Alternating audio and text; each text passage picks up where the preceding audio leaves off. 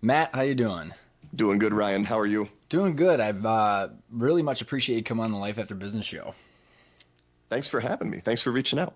And what I am really interested about for having you on the show is it's a little bit different of a flavor than some of the other episodes I've had and the other guests that I've had is because I came across your article on Inc. and it was about ways to run your business without you. And so on our show, a lot of the guests are professionals associated with, helping the owners get to that position or owners sharing their story about after they've sold or after they've transitioned out. And what I really liked about your story after I read that article is you kind of mastered the ability to make it run without you. You read I wrote some books about it. So can you give our listeners just a little bit of a backdrop of your story behind M&A or M&E painting, why you started it, and then how you kind of transitioned your way into today? Yeah, absolutely. Backing up all the way to early childhood, I've always, I never fit into that traditional box of, hey, sit down, shut up, do your schoolwork, do what you're told. Just growing up in school was always into a lot of trouble and mischief, and I just always looked at things a very different way, and very much had the entrepreneurial spirit. As I see it in kids now, I can recognize it right away, and I'll always mention something to a parent, hey, your kid's got that entrepreneurial drive. They think different. Nobody really channeled that for me in school. So growing up, I did well in school. I actually got great grades, but was labeled a lot as, hey, this kid, he's got ADD. He can't pay attention. He's always running around, and it's like, well, keep him busy with stuff. You guys aren't keeping him busy. And I always felt my brain was just moving quicker than like my body could, and my environment would want me to do things. So I started like peddling candy and shoveling snow, mowing lawns, just doing things at a real young age, starting about 10 years old to just make money for myself. My parents said, hey, you want to go buy this, go make your own money. So I did. And that led into, fast forwarding to the college years. I was at Colorado State University from 99 to 2003, and I got approached by a college painting company. They walked into like an early morning biology class one morning, and they said, hey, do you want to, I think they said, learn about business with somebody else's money and possibly make like 10 or 20 grand during the summer. So I'd like, bells went off. I raised my hand. I'm like, money? Yes. I loved money, growing up as a kid. I was very driven by that. And yeah, so I signed up, and a couple months later, I'm, like neck deep in the college painting Is business. it College Pro Painters by chance? It was then called Student Works Painting, Okay. now called College Works Painting, but a very similar model to taking your spring and summertime and just going out and generating as much business as you can, and kind of learning as you go. In a way, it was a great experience. But I didn't think, Ryan, I didn't think like, hey, 15 years later, I'm going to be talking to you about growing a multi-million dollar painting company. I said, hey, this is cool. This is fun. The culture of the people that I spent a lot of time with back in college was like, hey, we're making a lot of money. Let's go spend it as quickly as we can. And Lots of bars to do that at, I'm you know what? assuming. Yeah, it was, and we had fun. But I mean, I spent 4 years painting houses and made over six figures. But then I graduated college like six figures in debt. So I mean, the math equation just wasn't working out for me. I graduated. And I said, painting, it's not sexy. I'm going to go into some kind of high-end sales position, and everybody at that time was doing mortgages. They were becoming mortgage brokers, right, and making tons and tons of money. So I jumped into that business, and I got out of it about as quick as I got into it. March 2005. So I'm recently married. I over leveraged, purchased a home. Like the bank paid me to buy a home. I had school loans, car loans, the American dream, right? And Right. I'm working at a bank, and I hate life and just hate what I'm doing. And they had a management structure change. They had a new bank president come in, and this guy just came in, and you started seeing people going into his office to quote unquote meet him, and then leaving with all their stuff in a box. And I was about fourth person in. He's like, hey, Matt, you should go back and do that painting thing. We're making some changes. Get all your stuff, put it in a box, and like threw me out of the bank. And I was 20, 21, 22 years old, I think 22 at the time. So, I'm standing there, have close to 200 grand in debt and literally no income source anymore. And that was really the birth of M&D Painting. I had about a 12-minute drive home, $100 left to my name. And I think, I think I've told my wife this. We can tell her now, it's going to be on a podcast. So I might have called a couple of painters that I knew before I called her to tell her what happened. That was smart. And yeah, I'm like, hey, so I got home and I said, I have a little bit of a plan. I was like, Emily, listen, I didn't call you first, but we do have a plan. I said, I got fired, but we're going to go make this painting thing work. And then, I went out and made some business cards and just went out and started pounding the pavement, knocking on doors and doing, as much as I could to generate business. So, I mean, that's 15 years ago. That was maybe my first, say, 20 years of life in a real quick tidbit. And, pretty quickly we grew the business. We did about $500,000 in revenue our first year. And I kind of stood back and said, wow, you can do this on your own. I was able to do it. I was able to get my head above water and start paying some things off. And then I said, wow, you can really scale this. And we just continued to grow the business. We hit $1 million in revenue after year 3. I believe over $2 million in revenue after year 4 or 5, I think 5th year. And then we just kept scaling it and growing it. What are your revenues today? We'll do between about 2 and 2.5 million today. So we went, as we continued to grow revenue, we kind of started mindlessly growing revenue and not really paying attention to the bottom line. The top typical line, the ego, the revenue. Hey, I do this many millions, and it doesn't matter when you don't take. There were a couple of years where I was doing tons of revenue and making less than I did at, say, the $500,000 to $750,000 top line. So we run it very lean, very mean. And I had a decision to make too, Ryan, of, hey, do I want to take this thing to the franchise level, the statewide, the national level? We're a very niched regional painting company, and we're very lean and very mean. So, at $2.5 million, we're making a very good margin. And I just decided at that point, I don't want to grow it geographically or change the business model just to produce more revenue or more profit. I really decided to step away from the daily operations and give some room to my team to really run things without me. So that's what I spent the last couple of years doing, and it's never perfect, but perfecting over time. There's plenty of, and actually there's a gentleman named Norm Brodsky who wrote a book, Street Smarts, and he was addicted to revenue, and he grew a $100 million business and then had to file bankruptcy because he's chasing it. You're chasing the revenue, and then it's like the Roadrunner when you run off the cliff, and then you look down and you realize there's no cliff left. We were standing there, I think, at the end of 2010. No, I was sitting on the front porch of our home. We had a division of our company that didn't work out, and I was having a pretty tough conversation with one of those people that was part of that. And I just remember hanging up the phone with him, looking at my P&L, saying, like, Emily, we made more when we were living in a little condo, like an upside down condo, doing $500,000, and that really changed the direction at that point for us. So that kind of dives into one of the main reasons I wanted you on is because so many owners that are our listeners, the people that I work with, it's not only chasing the revenue, and they get in these industry groups where they're all preaching like how big is your business, and it's kind of a way to measure each other, and their identity is so wrapped up into what their business is and who they are at their company and their customers and all that. What was it? What was that fork in the road when you had to make a decision? Should I keep this more of a lifestyle business and grow it without me, or to go national? Was there some kind of thing that really sparked you into one direction? Yeah, no, there was, and I don't think there's a right or wrong answer. I mean, I've talked to a lot of companies, entrepreneurs that they love that big revenue and they don't mind as much because they may have different outcomes or different goals that they're looking for. But for me, it was really stepping back and saying, what do I want? What is my vision for my life and for my family and for the people around me? We're really big about being involved in our community and giving back to that. And I just, I saw the direction of the company if I went say left in the fork of big revenue and franchises, a lot of traveling and just a lot of things that didn't fit with my lifestyle and my value set. So, I had a lot of, everybody's got their opinion, and definitely in the entrepreneurial space, people have very, very strong opinions, and, everybody gave me theirs. And I said, well, that's great. If this was your business and your life and your family and your values and mindset and lifestyle, then maybe that would work for you, but this is the way that I'm going to take it. And, we had some people in the company that really appreciated the change of direction we decided to go in, and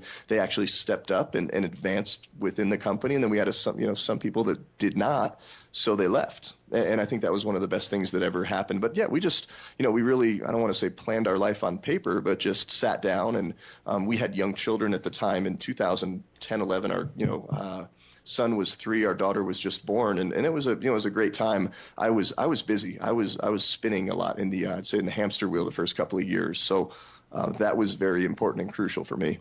So was that where kind of the dialogue in your head started, was, is this what I want? Because I think, the biggest challenges that I see with whether it was myself and my dad in our business or other people that I talk to are, the decisions and always hindsight, like, oh my gosh, now I'm working too much and I'm traveling. I wish I wouldn't have done this. Right. So like, yeah. I mean, your epiphany or your awareness of your situation to plan your own life is unique on how you did it up front. So, what was the conversation you had? Was it because you were working too much and you had this newborn, or where do you think it sparked from?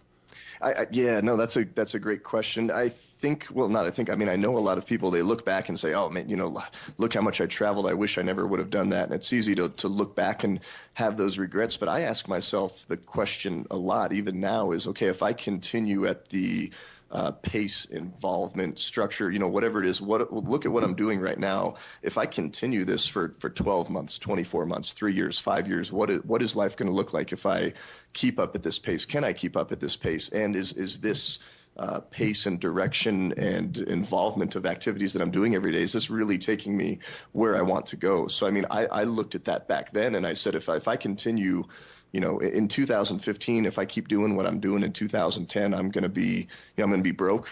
I'm going to be broke. I'm going to be really upset, and I'm going to have worked way too hard and missed a lot of family time just after this chase of, say, revenue or whatever the chase was. And I think being younger, being a young man, you've got to go prove yourself to the world. And I think there was probably some of that, and you get into like I said, the entrepreneurial space, there is always this like jockeying and who's got the bigger revenue or bigger whatever, right, that everybody's throwing around. And I don't care about that anymore. So, after you kind of make that decision by yourself or with your family, when you went back to your employees, explain and walk us through the path that you took to explain it to your employees, to rebuild the vision, and how did that go, and what were some of the things that you did? I painted the picture of, hey, if things keep up at this pace, even for 24 months, we're not going to have a business. And I did. I came in and said, we're not going to be sitting here as a company at the end of 2012 if we keep doing what we just did last year and say even the year prior. And here's not what we're doing and how we're doing it, but here's why we're going to make these changes. I said, I don't expect all of you to be working as much as I did. And I could see relief in some of the people that are still with me today. They're like, Matt, I was getting ready to quit because I didn't want to do this anymore. So I just painted it out. I said, hey, in 3 years, here's what things are going to look like. We're going to be a very local, very niched, regional company. We're not going to serve customers here in these areas. Here's what we're going to start doing. Here's what we're going to stop doing. And, you could really feel the energy in the room change as I was taking the team through that. So were you guys just chasing growth too much? Were you running into some cash crunch issues, or were you overcommitting on some big national jobs, or what were some of the breaking points? Yeah, so to grow geographically was definitely tough. That involved a lot of overhead that the revenue just didn't come in at the same pace. We made some really good decisions. We had some really good team members that joined the team at that time, but we also had we expanded to 2 geographic territories. One was the Denver market, and then one was Colorado Springs. And Denver, I think we were in the right place at the right time with the wrong person. Colorado Springs, we were probably the right time, wrong market with definitely the wrong person when we went to grow that. And I wasn't ready to manage or lead those people as well. So, I mean, I can't really blame it on them. It's really where I was in my ability to lead, a personality style. So that was why that didn't work in the big picture. So then, as you say that some people had some relief. Was it? I'm assuming that's some of your back end office people, some of the people on your crews, where they now see that they almost got a leader back and there's a new vision. I mean, so then how did you lay it out for those guys? Yeah, I mean, I'm very transparent. I've always had the open book management concept where I said, "Hey guys, here's our P&L. You know, you're Mm-hmm. bringing all this money in, but here's what was left." And I mean, there was nothing left. There was negative profit that year, and they didn't realize that. So I think once they saw that, they're like, "So Matt, you're telling me that, you know, on top of us all working as hard as we did, you worked, you know, just as hard, if not harder, and you made no money." I was like, "Yep, there you go." They're like, "Well," somebody's like, "Well, that doesn't make any freaking sense." So, well, what are we going to do about it? And I said, "Well, here's why." One thing that was interesting is as we had our highest revenue ever, but the revenue in our core market where we started the company was dropping. So as we were expanding into other markets, we were losing market share in our own market. So, you know, we all just sat around the table, and it didn't, you know, it wasn't rocket science. It said, "Hey, if we focus all of our time, energy, attention, quality, everything that we stand for into this box on the map, we'll absolutely kill it and crush it." And there was really one person that wasn't super excited about that, because I think he was into the big, "Hey, I want to help run a, you know, multi-million-dollar thing," and that just didn't work. So that was a good thing for us. So then, you know, as you shift your focus back to the stuff that you're really good at, where you wanted to, like you said, in your marketplace, crush it. Then how did you figure out what to do next? Because the reason I am kind of teeing up for this question is because really running a business that runs without you is difficult. It's difficult emotionally, strategically, and also with the culture and understanding where you fit as an owner in that. So can you kind of shift the conversation and kind of paint the picture of how you guys went about doing that? Yeah, absolutely. I would say, Ryan, I wasn't, you know, 2010 when we recasted the vision and said, "Hey, here's what things are going to look like the next 3 years."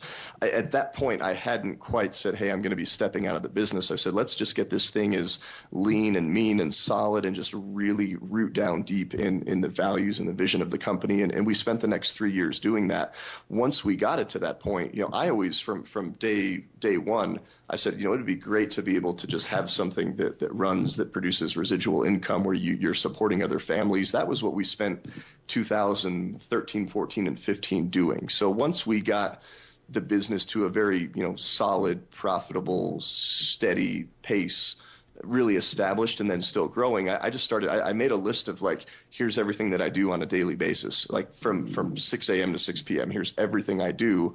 And then I went through and I kind of redlined. I said, well, you know, I'm not accounts receivable. Like, that's not my position. Why am I messing with that? Why am I worrying about that? So I literally started crossing things out, and I was like, wow, 70% of my day, I am basically taking the job away from my team. I'm a control freak, like a lot of entrepreneurs are. Mm-hmm. So I would give somebody a role and give them, give them the capacity to do that job. But then I'd jump in and, you know, be like the helicopter parent, right? Just flying around. "Hey, are you doing that? Okay, how's that look?" And be too worried about anybody making a mistake. So I just slowly started really giving people the responsibility back that they should have had from the get-go, because I kind of robbed it from them.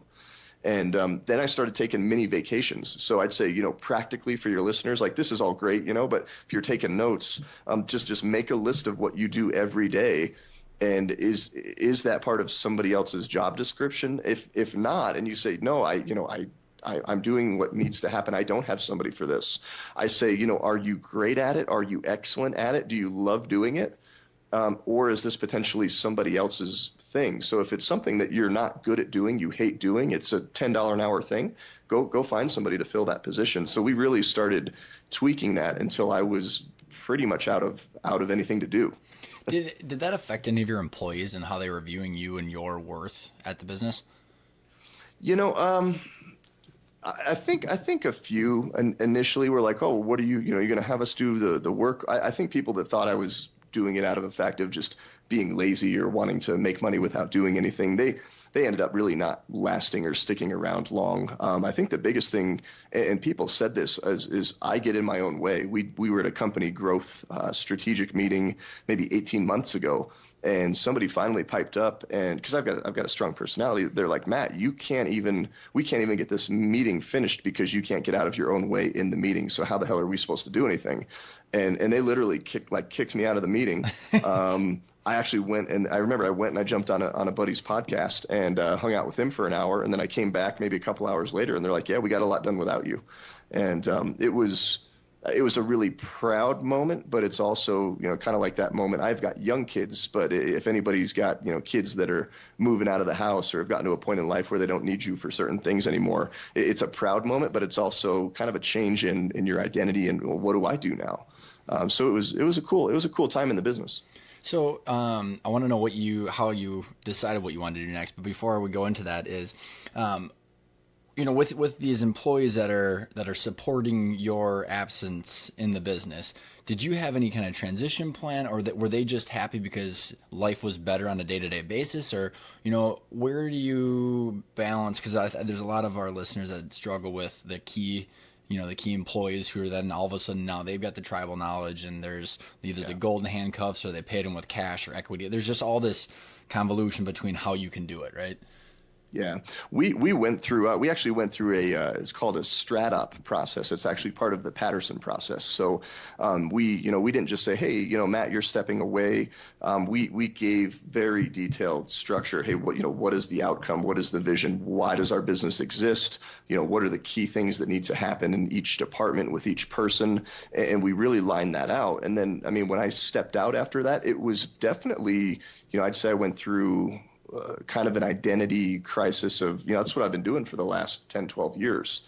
So, and it was tough because it was kind of like a pendulum. I was so involved, and then I stepped really far back. I think I stepped a little too far back and needed, but we set those boundaries. So it was okay. We had to give the people their space to do that. But I think now, exactly today where I sit, we've got a really good balance. I'm involved in some of just the bigger vision casting and overall strategic planning, but really letting everybody else execute. So what helped you, when the pendulum went back and forth, back to kind of equilibrium, what were some of the things that you did to personally better yourself to make that equilibrium happen?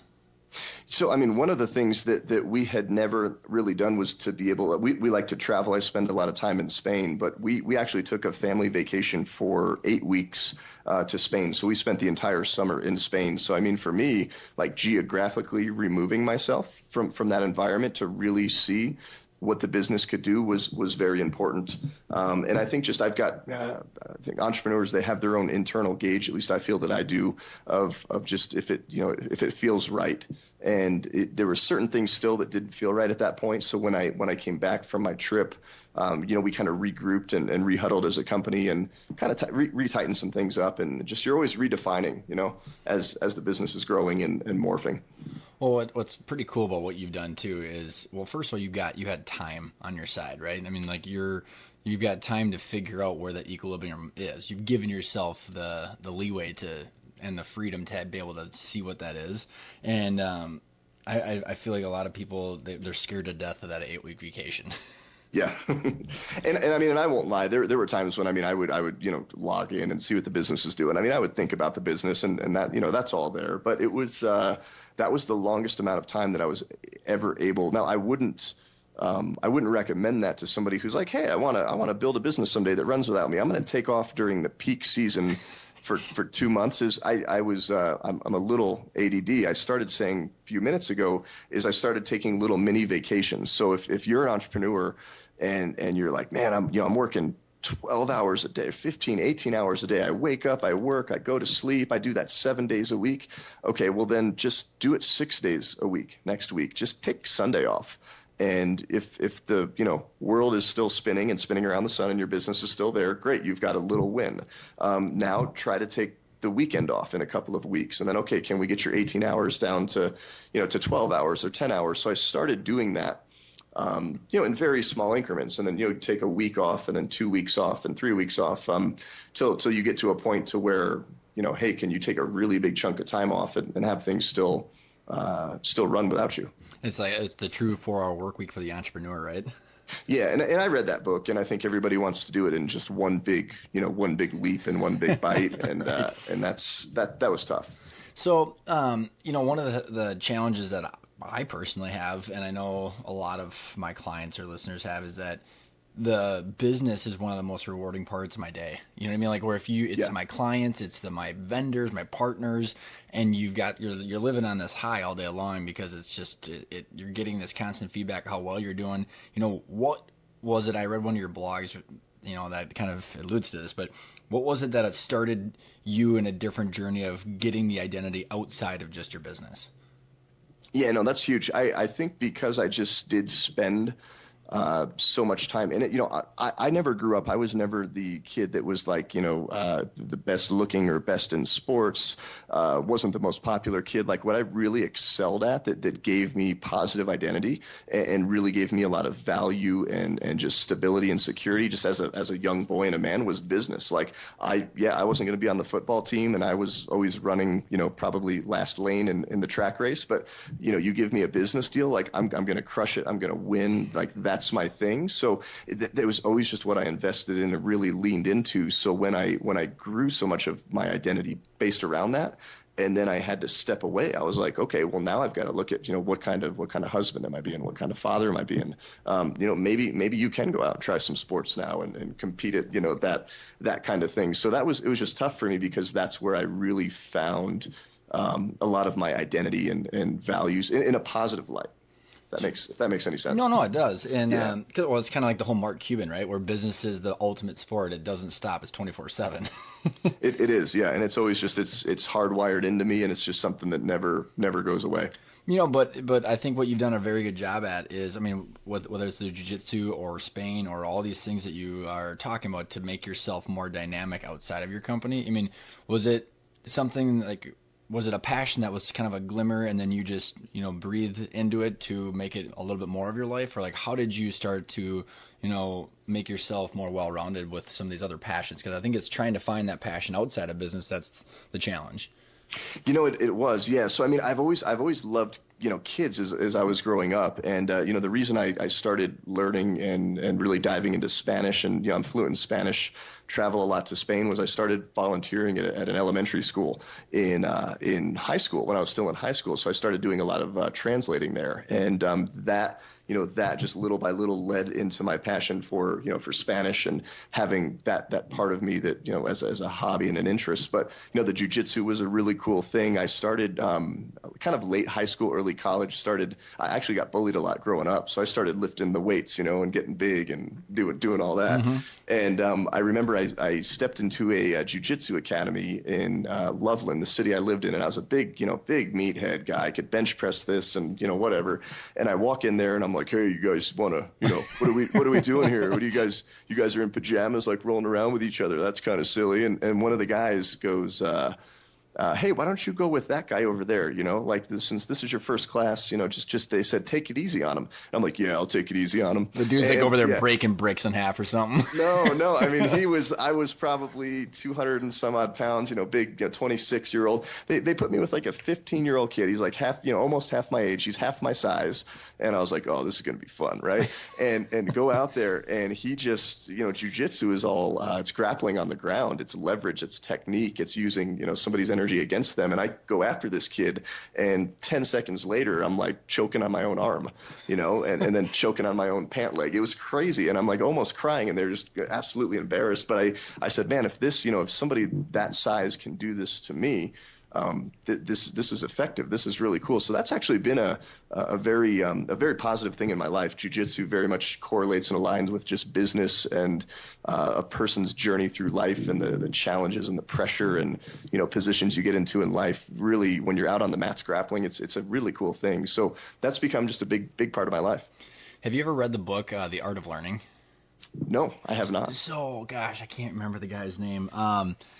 The dude from the book about the chess champion, The Search for Bobby Fischer. It's okay. About that book was written about him, and so he was like a grand master at chess at the age of like 20, and then he got bored of that, and then he went and became a jiu-jitsu master, and then a tai chi master, and and this whole book is about literally how to break something down to the bare bones and then build it back up.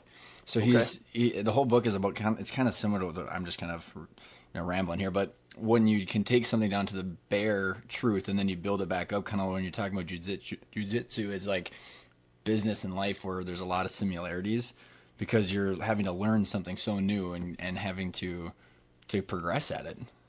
Yeah, no, I think I've heard of the book, haven't read it, but yeah, I mean that's back to the initial question of just kind of opening up other doors into my life, I mean, I'd say I spend more time now outside of business with those passions than I do in business, but business is still a passion. So like I never feel like I'm working.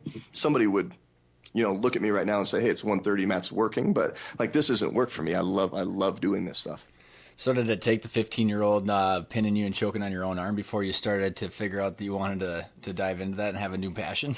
Well, I was like, weightlifting doesn't matter, because I remember, back in the college days, I was a big weightlifter, and we were maybe out drinking one night, maybe I got mouthy, and maybe got beat up by four guys. I realized then, I'm like, okay, 4-on-1 weightlifting definitely didn't help me, but that was an interesting moment. It's like, you can, and for business, right? Like I talk to once, twice a week, I have a painting contractor, right, that wants to jump in and become a business owner. And, they go, I don't have money. I don't have resources. I don't have painters. I don't have all of these things. And it's the same thing. It's like, how do I compete with the $1 million businesses? And I said, well, if a 130-pound 15-year-old kid can choke out a big 200-pound bench pressing, maniac, on the mats of jiu-jitsu, here's how you can use the same things. I mean, how I grew my painting company, how I leveraged what I had, and how I put it out there at the right time. And I, would wait for maybe the competition to push a little bit, and then I'd pull or I'd fit in somewhere else. Those are all the same kind of roles. So it's been a huge tie-in for me. So on an average week, an average month or year, like where's your time allocation between all these different things? Because I mean, you're also an author and speaker. So how are you distributing your time, and how are you managing that? Yeah, I mean, I fill what I like to do is fill in everything. And again, I love business, so it's not really work for me. But I love waking up and working out. I love to go take my kids to the school bus every day. I like to go once a week. I go have lunch at my kids' school once a week. I go work, have ice cream with the kids to do homework. So I schedule all of these things that I love doing. When am I teaching the kids jujitsu? When am I training jujitsu? When are we traveling? And then work just kind of fills in that empty time. But again, it's not work, so it's all fun. So I mean, I don't know percentage wise. We're seasonal. So in the summertime, I'm also involved in real estate as well. So in the summer, we're very busy. Just the painting business needs more, big picture attention.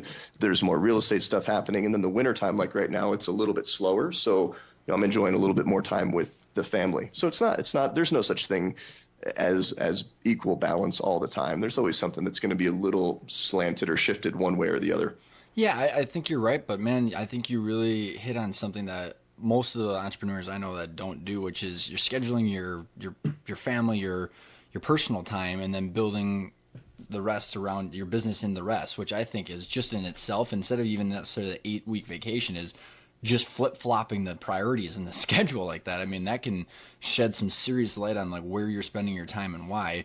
I don't know a whole lot of people that do that.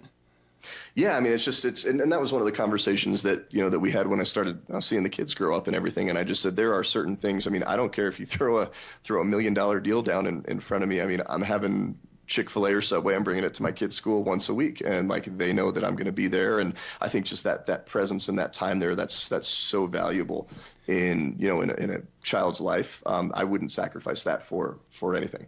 So. And do you well, first of all, just props for that, because you're putting what really matters to the top of the list. But also, do you think that you making sure that that's a priority made you a better business owner? Yeah, absolutely. I feel that, I end up being more effective, more, efficient, whatever you want to call it, definitely more profitable when I put business last in terms of priority than really focusing on it all the time. It's just been, and I don't think it's any coincidence at all. You've got 2 books out there, I believe. I saw on your website you've got that other one. It's the flag one. I have not read that one. That actually is not out. So I have one book out right now, Become an Award-Winning Company. Yep. That came out in 2011. Yeah, so I wanted to, because you're giving a lot of good advice to business owners. So what sparked the reason behind the writing of the book, and what's your kind of the vision or the mission that you want to push out with it? Yeah, so probably 2008, 3 years into business, I started getting a lot of people saying, "Hey, will you come, speak at this business group, DECA, high school leadership conference, things like that." And marketing was never my thing. I've never taken a business class, and I'm actually awful at painting. Like I don't know how to paint a house, and I run a house painting company. But just marketing was something that always really clicked for me. So I started speaking about marketing, and I had to speak at a conference, and there was like one presentation that I did at the time. This is literally how the book was born. It wasn't like a big aha thing. It's kind of funny. And I'd said, "Well, here's my presentation." And the organizer said, "Well, you need to give us two things and we need to pick." And I was like, "Well, I only have one thing that I talk about." And she goes, "Well, if you want to talk here, you better have two things by tomorrow at 4. So I'm like, okay. And I had been speaking a lot. We had won a lot of awards over the past 2 or 3 years. This was like 2010. And I was like, okay, well, so I emailed her back and I said, "Well, I have a presentation about how to become an award-winning company. Here are the steps to win business awards and leverage them." And I'd never spoken about it, say, officially. I'd done, one-on-one consulting about it. And she goes, "Oh, I really like that one. We'd love to have you present."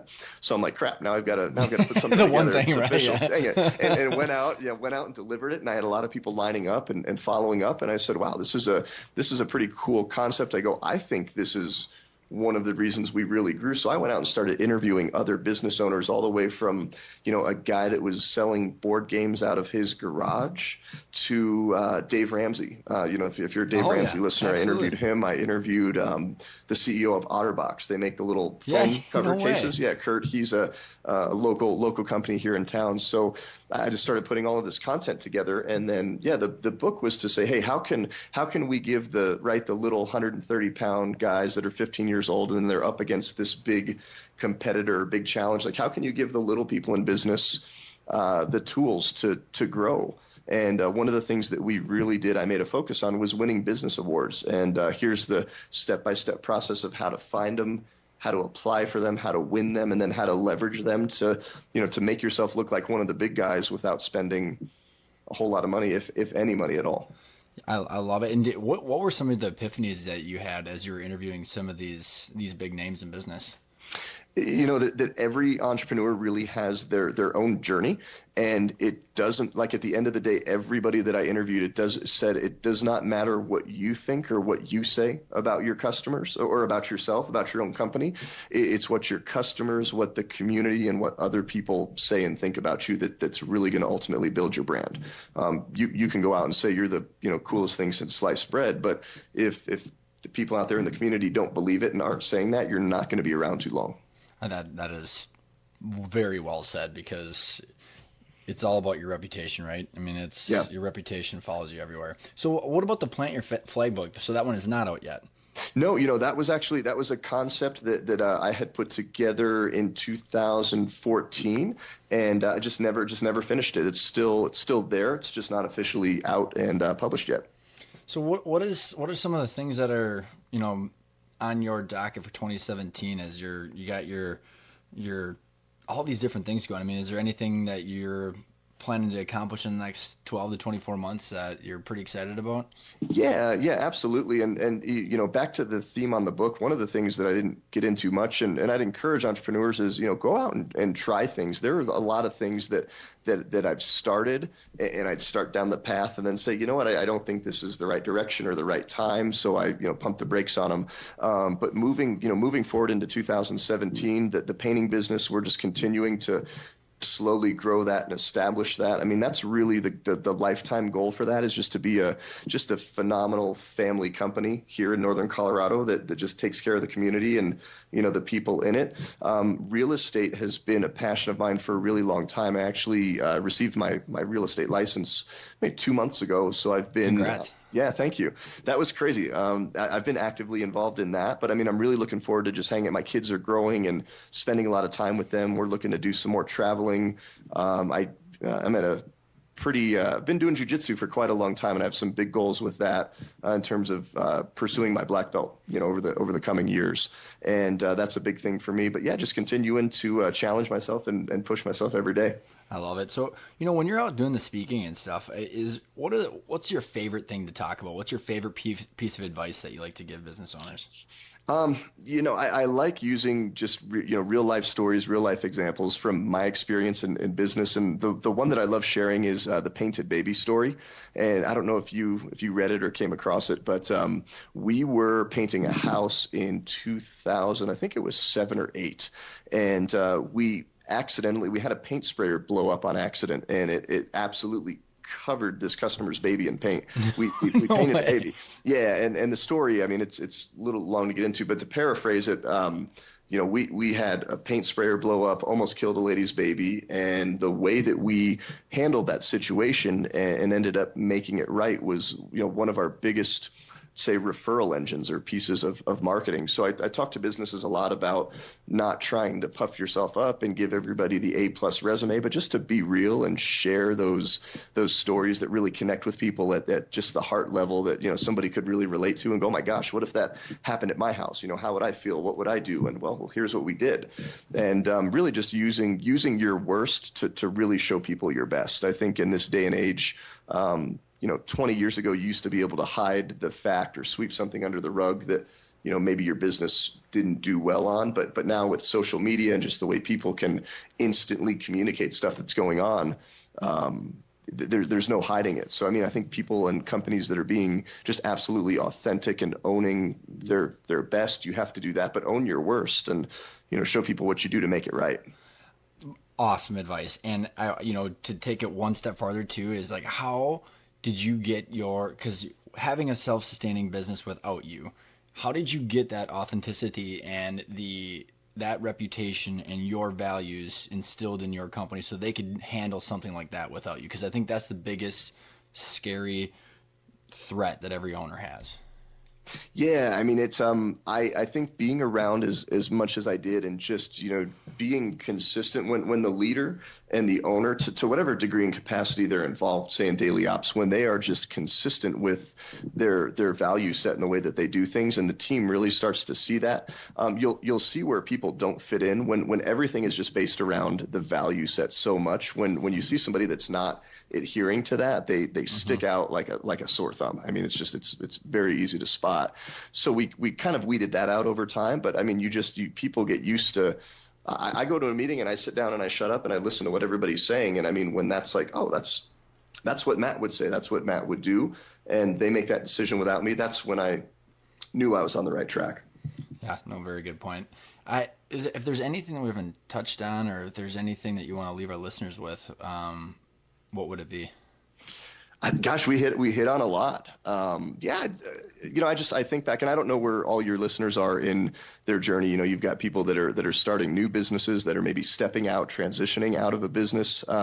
It's a fun, exciting journey. I'd say if you're just entering the space of, hey, do I want to go start something and jump? Just jump. Jump in and give it a try. And then one of the things I think that was big for me, Ryan, is when I stepped out, is like, for me, I'll never retire. I thought, I'm going to step out and let the business run without me, and I'm just going to hang out. And like, I really needed to fill in that space pretty quick. So entrepreneurialism is not a disease, like a bad thing, but it's like once you get that in your blood and your veins, It's sitting still. Yeah, it's really hard to get rid of. So I realized when I really stepped away and go, I'm going to retire. It's like, I'll never retire. I'm going to continue to do this for the rest of my life till the day I die. And, it may morph, it may change. I may start something and not have it, come to fruition and change lanes or, change maps. But it's fun. Just go at it and just be authentic and be you, and don't be so worried about what everybody thinks or what you think you need to be for other people. Matt, I really appreciate you coming on the show. Lots of great nuggets of wisdom. Thanks so much. Hey, thanks, Ryan.